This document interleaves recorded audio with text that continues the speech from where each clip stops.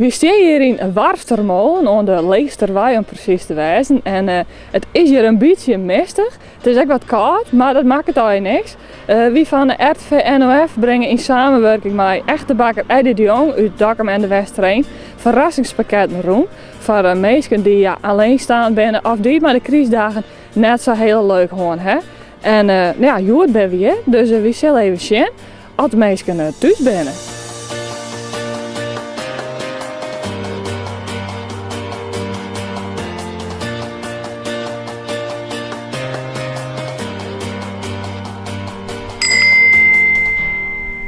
Goeie. Ja. Ben je Trientje Griepma? Ja. Ja? Ja. Wie ben van RTV NOF.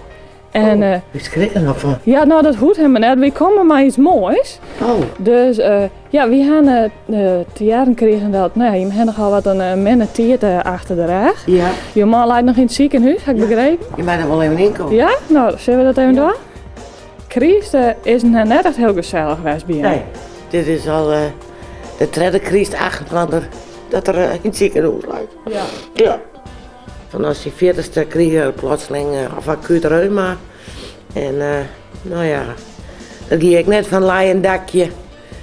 En voor 2 jaar weer waarom. Of een Ierlien beide benen amputeerd. Dan ging ik in gedeelte in de eerste 14 en dan wat verder. Ja, en die wond me net dicht. Dus hoe er ben kwart weer veropereerd worden en dan krijg ik een week verkriest. Die snee verkriest, kreeg er een beroerte. Dus dat komt er nou echt nog weer heen. Iemand had je opjong hiervoor. Ja, waar is dat? Heb je enig idee? Als dit uit hier komt? Of Nee, komt dat net- maakt dochter Wilma? Ja. Ja? Ja. Ja. Heb je dat verwacht? Nee, dit heb ik echt net verwacht. Nee, hartstikke mooi. Verrassend dichtbij.